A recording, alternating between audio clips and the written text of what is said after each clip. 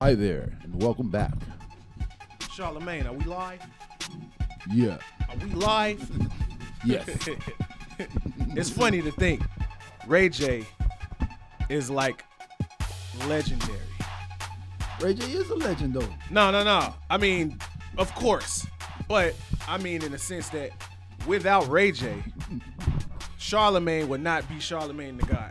I don't know anything about Ray J and Charlemagne's interactions. Oh, okay. So the first interview Ever on the Breakfast Club? ever on the Breakfast Club was Ray J. Oh. Yes. All right. So the whole Ray J and Fabulous thing, that was the That first kicked off the that Breakfast kicked Club? off the Breakfast Club's rise. Oh. All right, so the Breakfast Club, was that a radio show? Like Yeah, it was a morning show. Yeah, right? Yeah. Like it was already on the radio. Right. They were already on Yeah. what you call Yeah, it? 105.1. Yeah. Power.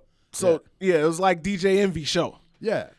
And was Charlemagne like was Tom like the Joyner in the comic morning. relief, and then they try to put Angela Yee in the woman box. Yeah. Yeah. How we tried to put Breezy in the woman. No, you can't put her in the woman box, man. She check a lot more boxes than that. Oh, checking them boxes. Yeah, don't get a box there, you get boxed out. Check a box, check a bag. Box. Nah, but let's think about Ray J, man, and you know, you see every YouTuber, this video is sponsored by Raycon Global. Like, man, that's so far from Ain't That Brandy's brother. Yeah, man. But you know what I think about when I think of Ray J, man? What's that? I think of Ray J serenading Floyd Mayweather. All right, now you see what happened to Fab. Better knock that talk off. And no, I'm just talking about, like, you know, when he was like, I mean, to me it was cold. Yeah. You know, like, this man is playing the shit out this grand piano with the world champion 50-0 boxer sitting right there. At the crib. Hey, play me a song. Okay, what the fuck? You finna say no to Floyd Mayweather? Nah, I don't be doing songs in I don't, people's houses, I man. don't be playing just for one man in the living room on his $50,000 grand piano. Yeah, and the funny thing was, it wasn't even that serious. I'ma Fab tickle was them just keys. cracking jokes like Fab do. Yeah. I was watching Fab on Wildin' Out. Yeah, He went crazy. of course. like a lot of people went crazy. Was it fabulous? It was fabulous. FABU LOUS. Oh. So in case you guys are FABOLOUS. yeah, fabulous is fabulous. Fabulous. Yeah. Fabulous. Okay, in case you guys are wondering, we don't have much to talk about. That's why we open with Ray J. But salute to Ray J indeed. I saw a scooty bike the other day, and I'm like, I must have one. A scooty bike. A scooty bike. It's like a pocket bike. Ah. It's like a little pocket e-bike. Bruh. I seen this one dude. Dude was so big. And he got out the smallest Honda Civic. Big ass nigga in the I Honda. swear, I thought this man was going to get out the car, put the car in his pocket, and come in the store. Like, he was so big getting out this little ass car. Like, yeah. Hilarious. Just put it in his pocket and go, oh, again. Yeah. Yeah, man. So let's go ahead and intro this thing. Welcome back, ladies and gentlemen, to the Faculty Lounge Podcast, episode 103. John J. over here in the place to be with the Sauce God, a.k.a. Stick Boney, p.k.a. Enonomos. How you doing, sir? Man, I am here, man. Yes, we are here. I had a birthday this week. Yeah, happy birthday. Thank you, man. I'm not going to show y'all what he bought because I think it's incriminating to both of us. But he got me a gift I did not want, but I don't turn down gifts. So thank you, man. You taught me that, man. You taught me that a gift is not something that I want. It's something that you want me to have. Therefore, you went out and spent money on it for me to have it. Exactly. You know. So now, how does this rule apply? For instance, right now, I got a Valentine's Day gift, right? It's September. Yeah. I got a Valentine's Day gift that didn't fit me. I want to give them away. I got a pair of shoes for Valentine's Day that don't fit me. Yeah. Like, if I can't take them back to the store and get them replaced, I want to like give them to somebody who's going to use them the way that I wanted to use them. You know. But now, how does that work? If somebody gives you something because they want you to have it, but you can't use it. Well, that would be on them to, you know, either configure it where you can use it or, you know, get rid of it and get you something you can use. Like, there's always something else. But if they ain't willing to do that, then it's yours now, and you got to do something with it. So, like, eBay is not bad. I mean, kinda yeah, but kinda nah. Right? Because, like, I can enjoy the gift. Like, when I saw it, I was rejoiced. I was like, oh, my God, you thought about me, and you listened to what I said, and you got me what I wanted. Oh, I'm so happy. I guess the better thing to do was give it back to the giver and let them figure out something else. But if they not willing to do that, then it's all ball. But you got to give them the chance. Yeah. You know what I'm saying? You just can't jump out the window like, man, this don't work. I'm doing this. Yeah, see, because, like, I understand, you know, being grateful that somebody thought about you and went out and spent money on you, you know? Like, that's definitely who I am nowadays. I mean, being thoughtful is hard to do. Yeah, you know, so being grateful is necessary. Exactamundo. You know, I mean, maybe that could be the theme of the show today, man. What's that? Being vulnerability. Ooh, you know, like just showing that you care enough to, like, accept somebody's gift. Like, it's an art, not a skill. Yeah, you know, like, you know, I don't eat white bread. You know, I don't eat mayonnaise. You know, but if somebody makes me a sandwich, white bread with a shit ton of mayonnaise on it, you're gonna try to figure something out. You know what I'm saying? I'm gonna walk away from them before I throw it out. Yeah, I learned that. But, like, you know, I'm gonna be grateful. I'm gonna be like, hey, thank you, man. You know, I learned that dealing with Latin people.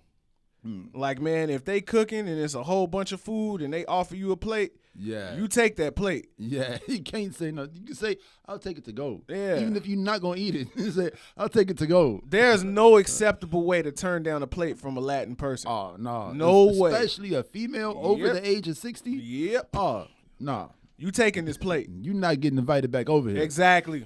Like it's a real thing. Yeah. You have to have that thoughtfulness to take that plate and know that you're making a difference to this person by taking it. Yo. They being vulnerable, that's vulnerability, them cooking for you. Yo. Yeah. You take that plate and you dispose of it when they not around if you don't want it. Man, who was being vulnerable? Who was being vulnerable this week that I was like, wow, that's a really vulnerable thing to do? Somebody admitted something, or somebody, I want to say it was Future, but nah, it wasn't Future.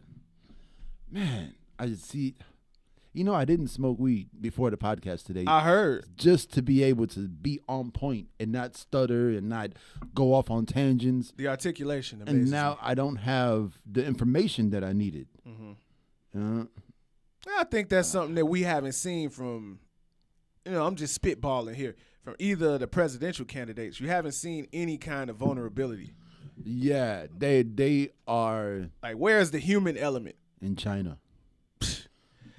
All right. Damn, that's so horrible. Yeah, it is.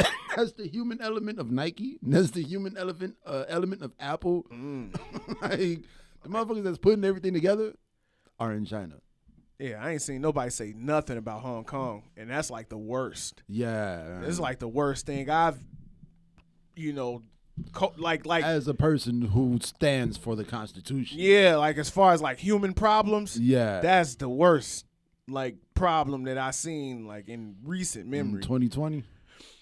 I mean, because Corona is a human problem. Yeah, and it's made it. You know, I haven't heard any coverage of the coronavirus in Africa. Like, no country in Africa has posted numbers that I know of. I haven't gone in to look, you know, but I feel like I haven't heard anything about the coronavirus and how it's affecting Africa. Yeah, because they got to keep Africa open. Yeah. They got to keep Africa open. If Africa closed, everything stops. Yeah. That's where everything is coming from. Yeah, it goes from Africa to China to here. It's still a triangle. Yeah. Damn. That just made me so sad. Michael Jordan. Oh, all right. Here's some vulnerability. Yeah, some of that stuff. Yeah. That's all good right. stuff. So, did you see the video of Bronny smoking weed? Yeah. Okay. How does now LeBron is a public figure. Me myself, I don't know what's appropriate for him, like to still be that public figure, to show his vulnerability as an emotional father, and still have all his fans once it's over with. I mean, as a father, I'm pretty sure he just like walked up to him, smacked him upside the head, and was like, why the fuck did you record it? Yeah. Like, I'm pretty sure LeBron James knew that his son might have been dibbling, dabbling, you know, but And then it's like, they're Hollywood parents. It's true. Like, we are the stars. Now, Bronny is like Gigi, like second generation NBA royalty, legacy kid. Yeah, like they're definitely better than like Jeffrey and James. Jordan's kids. Yeah. He's a better basketball player than them. You know what I'm saying? But like, you know, he might make it to the league, and they're looking at him already. The NBA has been scouting this kid since he was like 8 years old. Right. Look at the Ball brothers. Yeah. You know, and so on that note, Bronny might have lost himself out on some endorsements. See, and that's messed up. I mentioned the Ball brothers. LeBron can't go and be LeVar Ball. That's messed up. Why not? Because look what happened when LeVar Ball went out and genuinely cared about what his kids was doing on camera. What they did to him. Oh yeah. That's so messed up, man. Yeah. He's the prototypical, hey, this is my son, and I'm gonna handle and deal with my son because I love him that much. Yeah. You cannot do that as LeBron James on camera.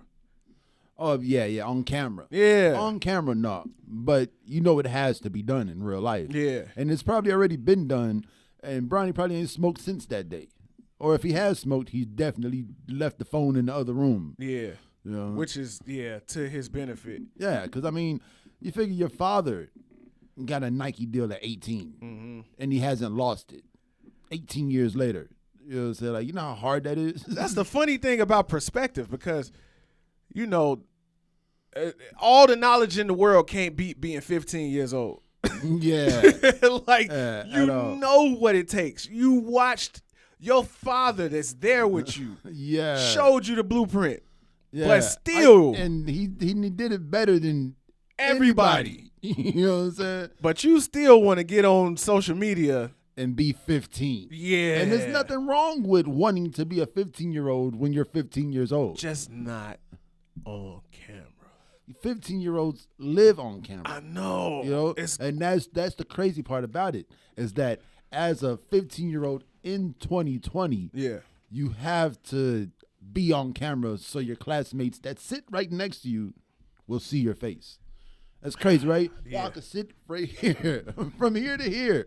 But unless I see it on here, I'm not going to look and be like, oh, you got a mole. Yeah, right. The mole was right there the whole time. The whole time. Jeez, you know, these kids, it's like, yeah, man, life is for the living. You know what I'm saying? And that's what I've been thinking about this week, man. Life is for the living. So when I do dope ass shit during the week and I don't post it on social media, it's because I was living it. I didn't do it to show you that I did it. I did it because I wanted to do it. See, and that's the problem. And you know they got something for you too. People like you, people like us, people from our side of the side of the time in the world. I like to put it that way, right? Because you can't say people our age. You got to say people of our time as relative to the world, right? So because there's people our age who still haven't gotten online for the first time ever. Exactly. So what they're going to do for us is they're going to create an ecosystem where you are living and it's recording. Yeah. You don't have to pull nothing out because it's always on. And it's always on you. But you should still have the right to hit post. Like, if you don't want to post it, you know, because like there's certain things that I do. It's like, oh man, people need to see this. Like the Hebrew Brantley exhibit, Nevermore Park. Yeah, that shit was so dope. I had to post like 10 pictures in that thread just to show people like, man, this was there and this was there. You know, but for the most part, I want you to experience life. Yeah. I don't want you to waste your life looking at what I did. And I feel that because I was thinking about that too. Like, man, if I told, you know, the social medias and the internets what was going on with me, I believe the dynamic of the relationships that I have with a certain amount of people would change dramatically, right? But it's like I don't do that because of what you said. Like, man, I'm living it. Yeah. Like, I'm out here. I don't live it. Yeah, like I don't want to pull my phone out and write a caption and do all. Like, nah, man, I'd rather tell you about it when you come to my house. Yeah, and we'll have a human experience together. A human experience together. You know, and it's not the social media. And I think that is the key to vulnerability. Right, having a human experience with somebody, saving something until you get to that person to give them. Okay, so I was thinking about the boy, right? The boy will be 13 this year, right?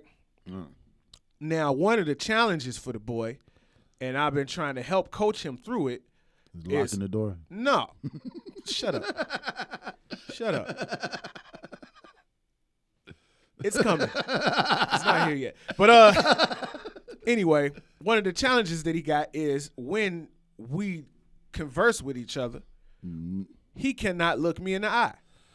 Yo, but that's a weird thing, man, because my uncle, you know, he's this prominent figure. He's not tall, he's not big, but he's the prominent male figure in my life. Yeah. And for the longest time, until I felt like I got my shit right, it was hard to look him in the eye. But he's also one of those talkers that he's a close talker. He'll look you in the pupils. Yep. It'll get weird. And then he won't blink. Yeah. And he won't move his shoulders or nothing. He just, It's to the point where you're not listening to him, and when he stops talking so you can talk, you're like, huh? Yeah, it's a little intimidating, right? Yeah. But I think about that, and I'm like, man, we said it in the beginning. This whole having conversations and stuff and being on the camera and making eye contact and all of that and having that human experience to live and be human, living humanly is to be vulnerable on a daily basis. Yeah. It's like, because the only way you can escape it is to be a total asshole at all times. And there are plenty of those people outside. Hey, there is. Yeah. A lot of people say I'm that person. Oh, yeah. Yeah. Like you better now than you ever were in your life, but for the most part, the biggest jerk I know. See, now, I was talking about that last night, and I think that there's assholes out there who just want to see you do bad, who want to make fun of you and send you home feeling bad. Like, any mean thing that I've ever said was, like, to help the person that I said it to. Yeah. If I've ever said anything mean to you, it wasn't with the intention of hurting you just so you could hurt. It was, you break the bone and you fix it and put it back together properly. Real F your feelings kind of approach. Yeah, because I say it because you need to hear it. Yeah. Not because I want you. I want to be nice to you or. No, not because I want to be destructive to you, but because you need to hear this so you can get better at being you. Yeah. You know? So you can get to that place of being a better you. That's why I mean to people, because I see things. Like, I feel like people are so stuck in their phones that it's kind of like they don't know. Like, people are getting sold stories, like the world is selling you stories. Yeah. So you're waiting for what's going to happen next in the story instead of knowing, like, oh man, that light's about to turn yellow. That car's going really fast. He's going to run that light. And then when the car runs the light, I'm not surprised because I saw it. Yes, you know what? We talk about this too. And I say it all the time. And this is why the internet always loses. Because when it comes to the internet in the land of 30-second, 60-second clips, there is no context. Yeah. But I mean, if you know what I'm saying, you're walking down the street and your right ankle comes all the way out your foot when you're walking, what does that tell you? It tells you that your right shoe is untied because your foot is coming out of your shoe as you're walking. And you know that. Every time your right ankle comes out of your foot, it's because your shoe's untied. Yep. It's not because your foot shrank or because your shoe grew. No, there's a reason for it. Yeah. And that reason stays the same. Never changes. But there's a big difference between watching the video of somebody else's ankle coming out of their foot, coming out of their shoe, and your ankle coming out of your shoe. You know what I'm saying? Like, you're watching them live their life on YouTube or whatever, as opposed to you living your life and learning from your experiences. Is that why everything is trash? Yeah. Wow, that's crazy. Like, it's the fear. It's the fear of the unknown, but it's only unknown because you take yourself out of it. Yeah. And watch other people live. Yeah, you haven't gone through it yourself. Yeah. So when it's your time to do it, you extra scared, extra nervous because you don't want to be the person that someone looks at and laughs at. Yeah, and they laugh at you. Yeah, instead of you just doing it because, hey, man, it's what I want to do. Yeah, it's what I want to do. I live my life the way I want to live it because it's what I want to do. It's them algorithms, man. Not because you did it and it looked fun or because I wanted to be like them over there. I did it because I wanted to do it, and then I didn't post it because I want you to do it. Yep. I don't want you to know how I did it. I don't want you to live your life thinking that the way I did it was the perfect right way to do it when you could just go out and do it yourself. I think that's where challenges come from. Yeah. Like the cinnamon challenge and all these dumbass challenges. That's where it come from. Just like I don't want to be original. Yeah. I want to be the best at doing what everybody else is doing. It's so crazy. It is. That's crazy. Man. It is, man. I want to be the best at what everybody else is doing as opposed to doing what I want to do. Right. But maybe you don't know. Maybe the people we're talking about don't know what they want to do. So what everybody else is doing just seems like the natural flow of what's supposed to happen. Oh, but were we like that? No, we were never like that though. I had a pair of baby blue Nautica boat shoes. I remember those boat shoes in high school. Yes. I used to wear with some Pure Players jeans and an Outkast t-shirt. Yeah. I don't think we've ever followed the rules. I was wearing Boss freshman year. Yeah, you were. Yeah. I was wearing Boss. Like, I don't think we've ever colored jeans. Yeah. Did that. Results. Results. You had the maroon results. Oh, at least I wasn't wearing F05U. F05U. I definitely had the result shit popping though. What? I remember the Boom X, sweatsuits, the hoodie with the, yeah man. South Pole, Platinum, Boom X, Fubu. Mega Mall, Iceberg. Yeah, I think that's what drives, what the force that drives individuality is being sucked out, because it's like, all right, let's take for example, right? Like, there is no more, let's go to the mall and get some FUBU that's made by these black dudes.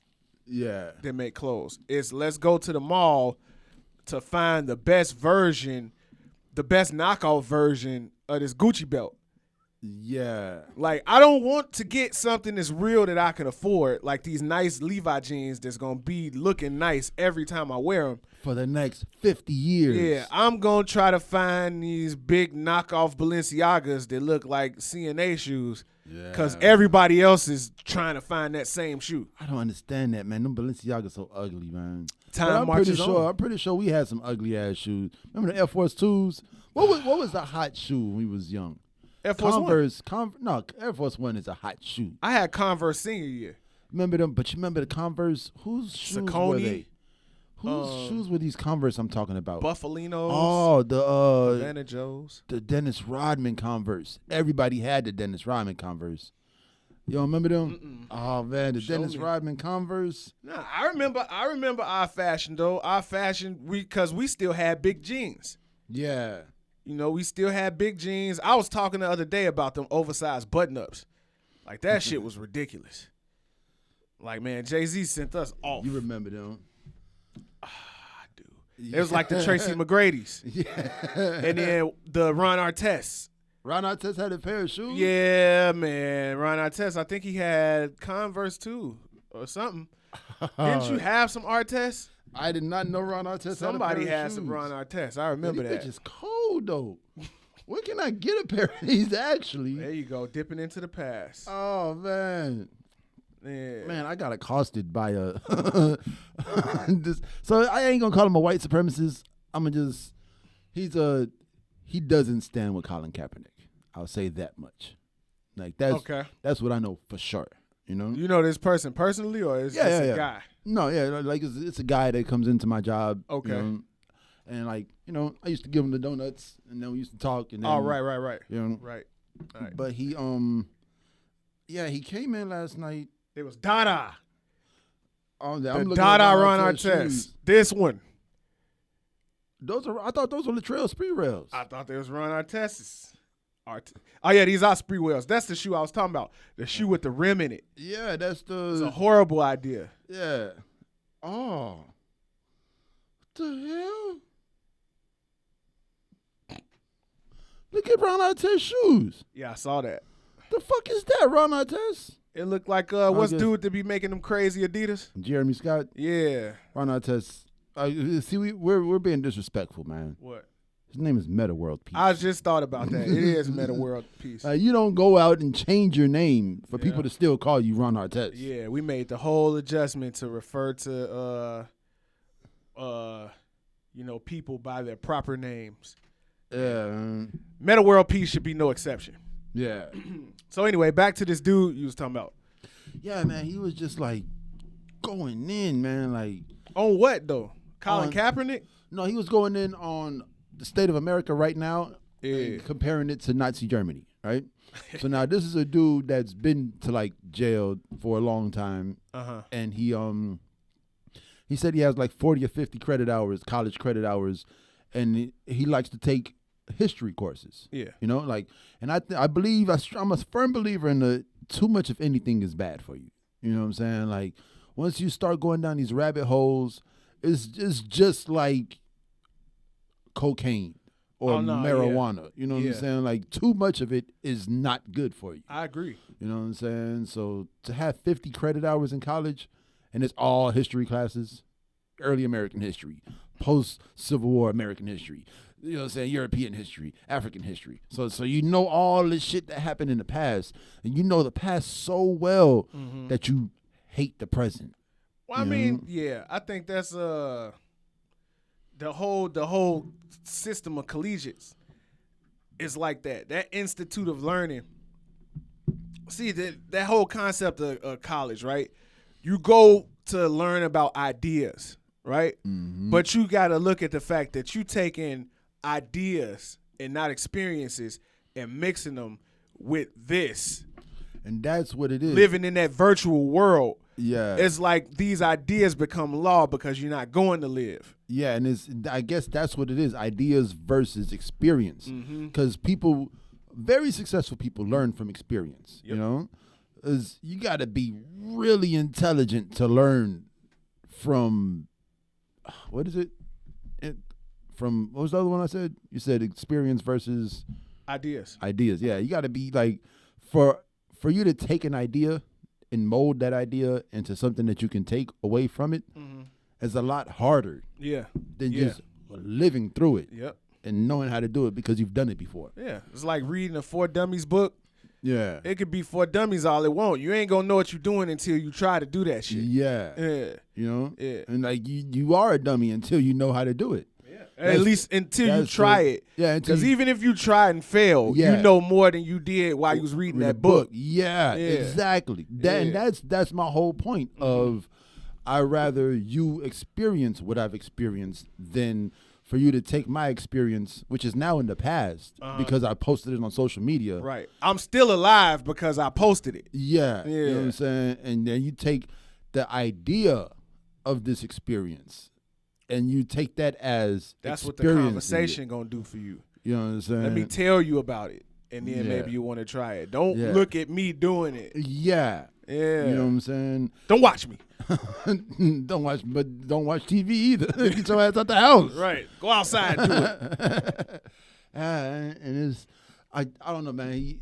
The only reason he bothered me, you know what I'm saying? Like he got racist, you know, because like did he know he was getting racist? Yeah. Oh, okay. Yeah. Okay. Yeah. And the one thing I didn't get to say though. What was his nationality? Puerto Rican. Okay. Right? He's Puerto Rican, but he can go for like an Aryan brother. You know what I'm saying? Okay. And I believe he had to do that a little bit in jail to get along. Yeah. Just to survive in jail, you know, type shit. I don't think he's like straight up Hail Hitler, racist man. But he definitely has opinions on policies in the American government. As you and should, he's well as an spoken. American. Yeah, he knows his shit. It's not just like, well, this and this and this, and I think some bullshit because somebody told me some bullshit. No, like he really has his names and his dates and his locations down. Yeah. And I mean he's a well spoken dude, but he's just on the other side, And we've always been on the other side since I told him 2 years ago that I stand with Colin Kaepernick. Oh right. I remember you saying something about this person, I think. Yeah. And it's just like, man, the racism didn't bother me, but it shouldn't. It was the I don't know what it was. It was something about the interaction. Mm-hmm. It was just like, man, this guy, he's researched all of this. Like he's researched the past to the point that he's no longer experiencing life, but he's comparing the now to the past. Oh. And he's like he's taking himself out. So he goes to work every day, comes home, plays his video games, he does his research, but he doesn't get out there and experience life. And I feel like it's that's the most important part of living. Like, of course, like I said months ago, the most important part of living is breathing. You don't breathe, you don't live. And I proved that wrong. Yep. You don't breathe, you don't live. Yeah. But once you got breathing down and you don't forget to breathe, now you got to go experience the world because it was given to you. Do you some living. Yeah, like you see a squirrel fall out of a tree, you know what I'm saying? That motherfucker climbed up a tree. Mm-hmm. You don't fall out of a tree without climbing up a tree. Yeah, boy. You know what I'm saying? Like you got to experience life. You don't trip and fall without standing and walking. Yeah, yeah. You know what I'm saying? Yeah. Like you have to experience life. And it's a weird thing to think that you can live whole 24, 48, 72 hours in your house. Yeah. Like you can DoorDash food. You can have somebody pick up your dry cleaning, and she got them Tide trucks that'll come pick up your laundry, wash them in the truck outside and bring it back inside for you. Those exist? Yeah. I mean, man.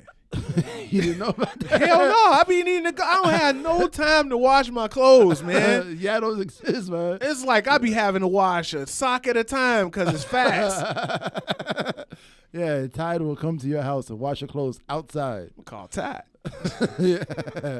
But yeah, you can literally be in the house 24, 48. You got somebody could bring you your food from Jules. It's like that's like the exact opposite of being off the grid. Yeah. Like instead you're on the grid. Like yeah. I am grid. Mm-hmm. Like, man, I don't go nowhere. I don't talk to nobody, but I am fully connected to everything. Yeah. Like if you're not going nowhere, you're not talking to nobody. You're supposed to be off the grid. Yeah. Eating fruits and berries.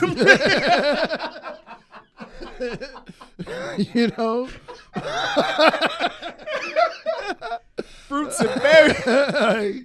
That's what the fuck you supposed to be doing. You off the grid. Fruits and berries. You're not communicating with people. You're out there in the wilderness, off the grid. Mm-hmm. The fuck you doing on, you on Western. You live on Western. You know what that is, though? And you still don't talk to nobody. To a degree, and this is going to what Lupe said, that's Kanye West. Well, Kanye West is out there, though. No. All right, this is what he said. He said it ain't natural that Kanye is out in Wyoming with all of these acres and nothing or no one surrounding him. Yeah. So he has essentially created a bubble where even though he can go far, he never has to leave. Yeah. And that is going to take whatever notions you got in your head and compound multiply it. Yeah. Because there's nothing else around to tell you to the contrary. It is the world you created. Yeah. I mean, isn't that what success is supposed to be? Like, you can create the world that you want to live in for yourself. I think it's creating circumstances by which you live, but the world should always be the world. I mean, because the world is still the world. Civilization changed for him. Yeah. Like, he's not civilized. He's not a part of civilization. Right, and I'm like, when he goes out to Wyoming. Can you really knock him for that? I guess no. But when you offer your opinion on a public stage, it's like, man, if you're going to be trying to say something about living and you ain't out here living, then you always going to be wrong. Yeah. Like, man, because you don't know. You just you talking from the bubble that you in. Like Rocky Fresh talking about no, not Rocky Fresh. I'm sorry, Rocky Fresh. ASAP Rocky talking about Ferguson. Oh, right. Like, right. I don't live there. I don't know. That's not my problem. I live in Beverly Hills. I live in, over here. I don't deal with that shit. But then you get locked up in Switzerland somewhere and your ass eating one apple a day to survive in the Swiss jail. Like, yeah. It's still your world. It's true. You know what I'm saying? Well, we didn't talk about the ASAP mob a couple weeks ago about how they kicked out Ferg. What did Ferg do? I don't know, man. Like, what did Ferg But you know, do? Ferg is a whole new person now. He runs marathons. Oh, yeah? Yeah, he drinks a lot of natural juices and waters. He eat the fruits and berries. Yeah, he got a segment on Men's Health Gym and Fridge. Oh, word? Word? Yeah, Ferg's different now.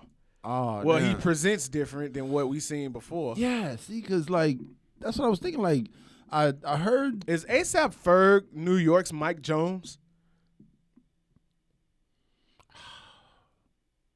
There's somebody else. There's somebody else. There's like, you got the Uncle Murder. But it makes sense of why I would say something like that, though, right? Yeah, I don't know, man. I always put ASAP Ferg, Schoolboy Q, like those second tier on the really hot labels. Like who else would it be? Like Beanie Sigel? Would Beanie Sigel be under Jay-Z? Nah, Beanie Sigel was his own Because it wasn't Memphis Bleak. Yeah. Right? Because it was Memphis Bleak and Beanie Sigel were like the two second. Yeah, it was like 2A and 2B.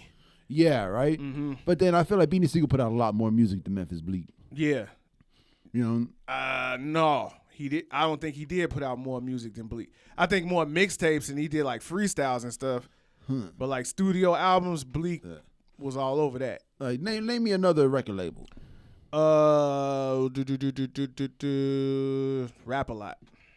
Oh, there's a lot of rappers on Rap a Lot. Like it wouldn't be. I'm thinking like a G Unit.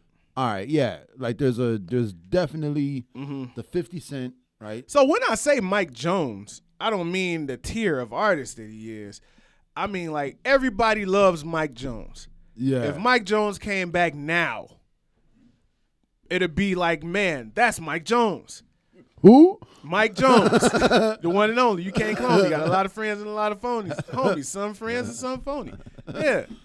I look at Ferg that way. Like, man, it don't matter what music he making. That's Ferg. Yeah.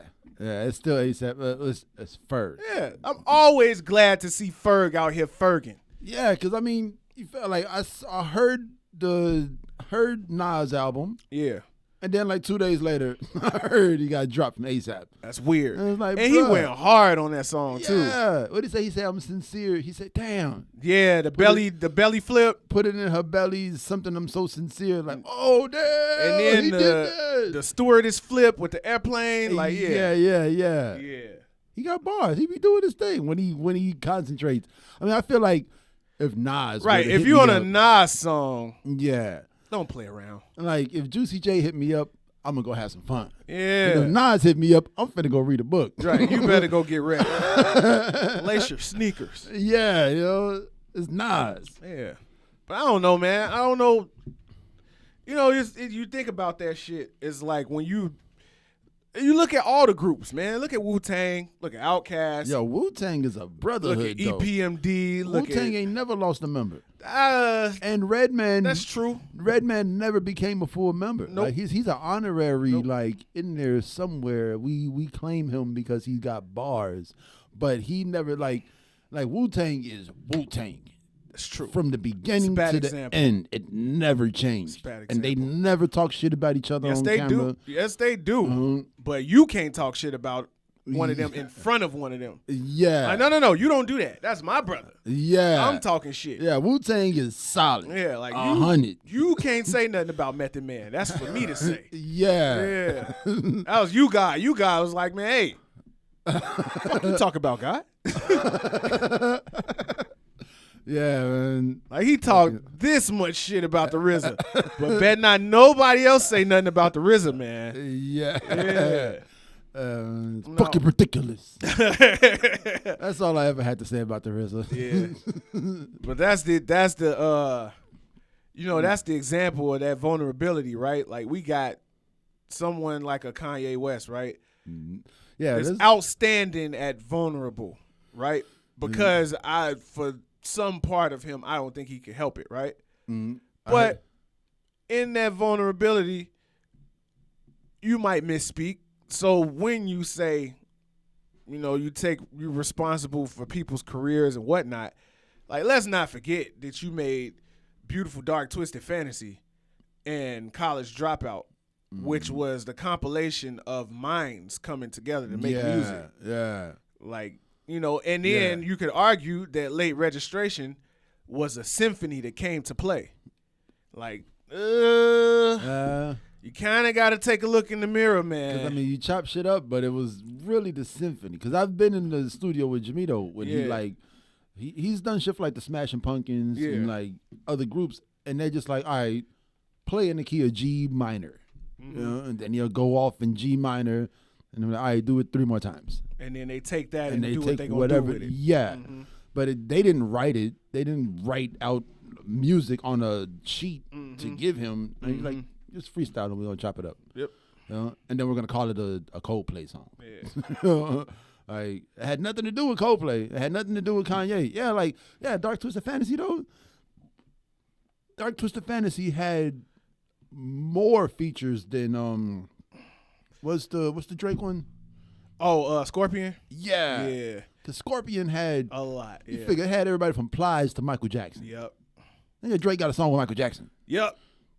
Kanye ain't got a song with Michael Jackson. Man. Damn. So, yeah, didn't All of the Lights have like 40 people on it? All of the Lights had Elton John on it. Yeah. I had Elton John, Charlie Wilson, Alicia Kid Keys, Alicia Keys, Fergie, Dr. Dre was on that. Man, and it's a Kanye West song. Yeah, man.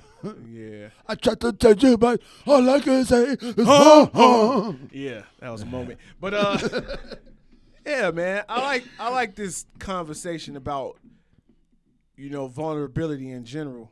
Because, we've been doing good at that. Like, having these broad human conversations about what makes a human lately. Yeah. Right? Yeah. And that's dope because whoever's listening to this, it's like we creating concepts that people going to be able to materialize that maybe have never thought this way before. See, and that's so I read a tweet the other day, and it said Kanye West is the kind of crazy that inspires change that the next generations are going to be able to see. Yeah. And it's going to be tangible to them. Yeah. And they're going to thank him the way we think Martin Luther King or the way we think Marcus Garvey or, you know what I'm saying? So as far as artists, I know for me, I would probably have to say I don't want to say Tupac because Tupac wasn't necessarily ours. Tupac died before we was outside. Yeah. 96? Yeah. 95 or 96? 96. 96? Yeah, we were still in. And it wasn't Biggie because Biggie died before we was outside. Yeah. 98? 97. 97. Yeah. So who was it for us that was the vulnerable character in music that showed us how to live outside? Oh, man, you're not ready for my answer, man. I doubt it. What is it? R. Kelly. He does span 5 decades. Yeah. He was there. Yeah. Fiesta. Say, turn the key in the ignition, step in the name of love. Yep. Like this was us being teenagers looking forward to being grown. Yeah. Like, oh, I'm gonna step in the name of love while I'm feeling on her booty. Yeah. You know, like feeling on her booty was definitely a thing for us. Yeah. We had a whole thing we would do at school based off of that song. Booty. Can we say that on camera anymore? Pretty sure you can say booty and butt. Can't say it like that though. You just did. Damn. Oh, I'm thinking. Because you figure we had, I listened to Extinction Level Event this week too. It's one of my favorite albums. And it wasn't as good as I wanted it to be. To me. Like, it was just like. You should have listened to When Disaster Strikes. I tried to listen to that a couple months ago. Really? And it was just like, like the Extinction Level Event though, I want to learn how to play the intro on the piano. That dun dun dun dun dun dun dun dun dun dun dun dun dun dun dun dun. Yeah. I don't think they know what you're talking about. Yeah, that shit go hard. But yeah, man, like it was. So, was it Lil Wayne? Lil Wayne was after. Nah. Because I was listening to 500 Degrees in 2004. I mean, Lil Wayne came out when we was in high school. I remember going to the mall and buying. Like Lil Wayne became the Carter when we was outside. Yeah. So was it Wayne? Well, it was also Jay-Z. Jay-Z was really big in high school. But do Jay-Z count though for us? I think he do because he didn't really get on till like 2001. And then when we got out of school, he was still making prominent singles. See, because the reason I say Jay-Z is because best of both worlds. Best of both worlds. Oh. See, we can't be doing this on camera, man. They're going to stop watching us because we cannot do that. We have quoted like 4 R. Kelly. Yeah. Right, let's stop quoting R. Kelly songs now. It's your fault. It's your fault. You know you can't sing that part of the song and I'm not going to come in at the end. That's what everybody on the west side of in Chicago is going to do. You could go and play that at a protest right now. People going to stop chanting and hit that. Because you got to, man. You have to. I'm trying to think like who was there? Nelly was there. Nelly was definitely there. But see, that's what I'm talking about. Joe, was that how it started? Because we got these artists, but none of the artists that we named came with that vulnerability. Did you see Nelly this week though? He did a backflip or something, right? He did a backflip on Dancing with the Stars. Right, I heard he was on Dancing with the Stars to his own music. Wow. Yeah. Wow. How did you dance to your own song on Dancing with the Stars and do a backflip in Bread 11s? Look, in the Nelly versus Ludacris battle, he took his shirt off to his own music. So it's all ball involving Nelly. He's going to do that. Yeah. But every artist that we named, there is no vulnerability that come along with. Vulnerability. So when I say vulnerability, Nas was always vulnerable. But was Nas for us? Well, I mean, if Jay-Z was for us, then Nas was for us. Stillmatic was ours. Yeah, that was ours. Stillmatic was ours. Godson was ours. Yeah. Okay, I guess it was. No, you know what I'm saying, but I guess it was Nas. I just hate to think an artist that was out so long ago would be for us. I'm trying to think. Like I would say vulnerable. 50. But we also had 50. It's 50. We also had men begging for the box. Like that's one thing. Like as far as music goes, my number one favorite music of all time is 50s to 60s jazz, right? Mm-hmm. That's my favorite music of all time. Yeah. If you get into electrical stuff, then there's no disagreement that the greatest genre of music of all time, electrical talking, is 90s R&B. Like, what's better than 90s R&B? Ooh, 80s R&B. I don't know, man. That New Jack Swing, man. Yeah. That New Jack Swing was something else, man. Yeah. 80s R&B was nicely orchestrated, and it had... Because you got to think, man, in the 80s, you still had Al Green putting out music. You still had Barry Marvin White Gaye. putting out music. You know, like these dudes was the heavy hitters from back then was still putting out music. Yeah. I mean, but you had Pony in the 90s, so yeah. you know, and Pony changed everything. yeah. But just the way that guys used to beg. Oh, I know who it is. Who? The vulnerable guy for us. DMX. Yeah. It's DMX. Yeah. Yep. Yeah. He definitely told you everything. Everything. He put it all on the everything. He got exactly what you deserve when you are that genuine, vulnerable person in the public. Yeah. This man was going quadruple platinum every time he dropped. But he was the first hip hop artist ever to go platinum twice in 1 year. Yep. He dropped 2 albums in 1 year, Yep. and they both went platinum. When I heard Fat Joe talking about that, it was like you, in his eyes, you saw like this level of respect for DMX. Yeah, because Fat Joe makes hits. Yeah. Fat Joe makes big records. Like, he knows what it takes to do that. Man, I heard his first song. I seen the video. That's just crazy how you had to rap in '92. If you was from New York, you had to higgity with style. With the wiggity whap and the wiggity whap and the diggity dap and the diggity dap and the diggity pack. And he was doing it though. Jay-Z was doing it too. Yeah, you know what I'm saying? Like, and they was in '92. I'm friggity fresh. Friggity fresh. Yeah. Yeah. Oh, speaking of friggities and wiggities, man, I want to say, just real quick, man, because I feel like we've been bashing this generation of youngsters and without giving them any credit for anything. Yeah. I would like to give some props to the artist I've been listening to this weekend, 24K Golden. Yeah. Oh, man. He dropped some wiggities and figgities in his double XL freestyle, but he mixed in TikTok. All right. Yeah, so he did the wiggity and the figgity. You remember what I was saying? Like, man, it sound like all these new kids that come out and want to rap sound like J. Cole. He does that, but he makes songs about, you know, young nigga shit. So I really enjoy his stuff, and he did that wiggity figgity in a really good creative way. So shouts out to 24K Golden. Check out his stuff, man, if you get a chance. Man, I forgot where I was going with that. Yeah, the wiggity figgity's just stupid. Yeah. Once you get that hard chuckle, that $1 million Once chuckle. it hit you right there, the shit you can't recreate. You know? The miggities and the figgities.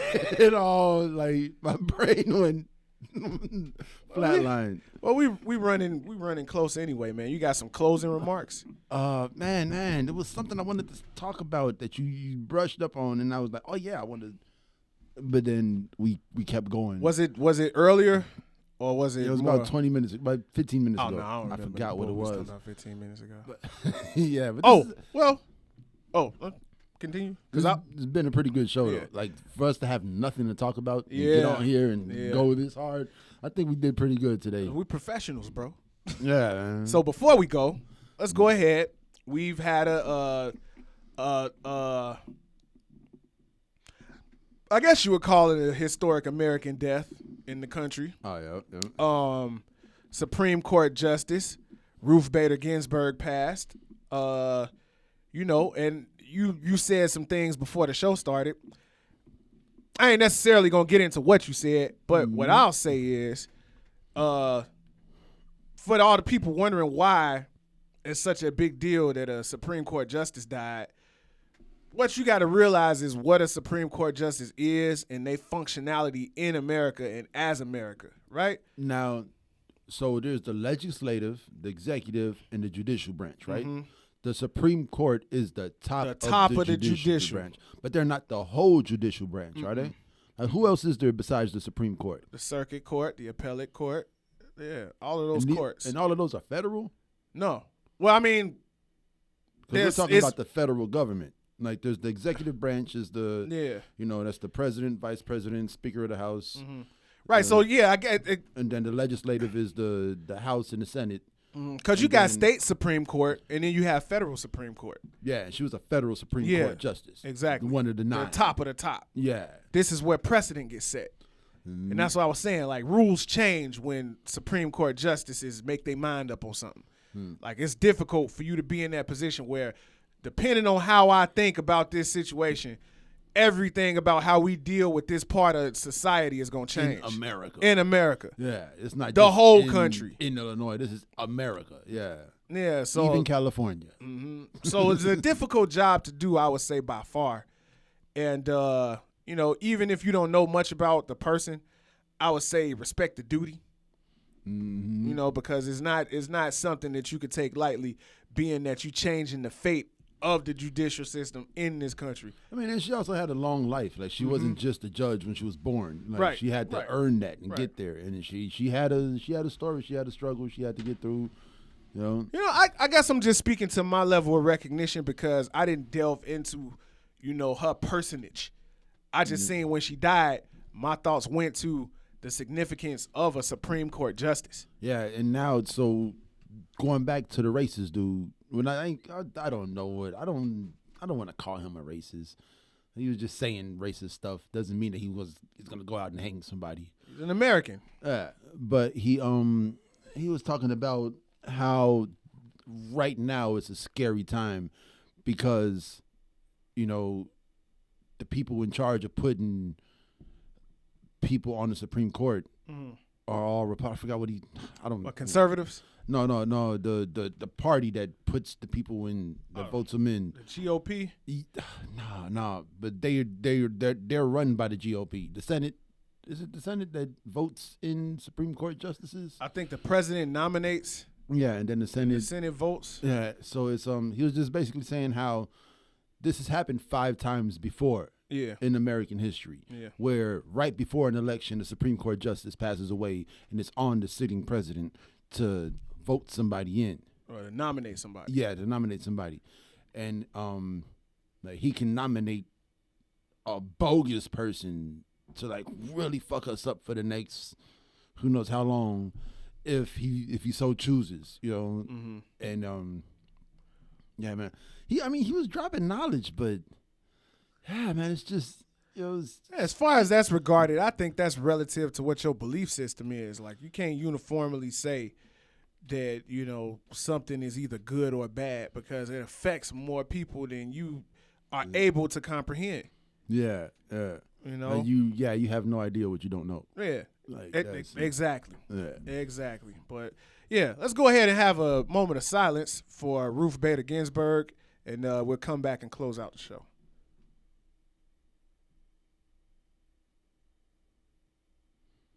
All right, let's close out the show. Well, thank you guys for watching. This has been episode 103 of the Faculty Lounge podcast. Make sure you like, comment, subscribe, share on YouTube. That's youtube.com/Faculty Lounge. On SoundCloud at soundcloud.com/faculty-lounge. Spotify, you can enter Faculty Lounge into your search bar, and the podcast should appear for you. Follow us across all social media at The Faculty Lounge. That's DA Faculty Lounge. I am at Chicago Fog. I am at Enonomos, ENONOMOS. The best barbecue sauce in the Midwest. Oh, yes. Yep, and make sure you check out our girl Breezy. That's at _somebody Breezy. She come when she want to. And I guess I got one more thing to say. Come on with it. One more thing. It's about T-Pain's career, man. Okay, we got a couple minutes. Well, I feel like if T-Pain would have put his age on any song, he would have still been popping. Why? Because T-Pain's like 33 years old. No, he not. Exactly, right? Yeah. Exactly. Yeah. Like, is he? Yes. What? Yes. What? T-Pain is younger than us. What? Wow. That's why, like, if T-Pain would have been like, I'm only 19 and I'm in love with That's why he's running around doing videos with Chris Brown, because that's the same age. Yeah. Jesus. Yeah. He looked like he got used up.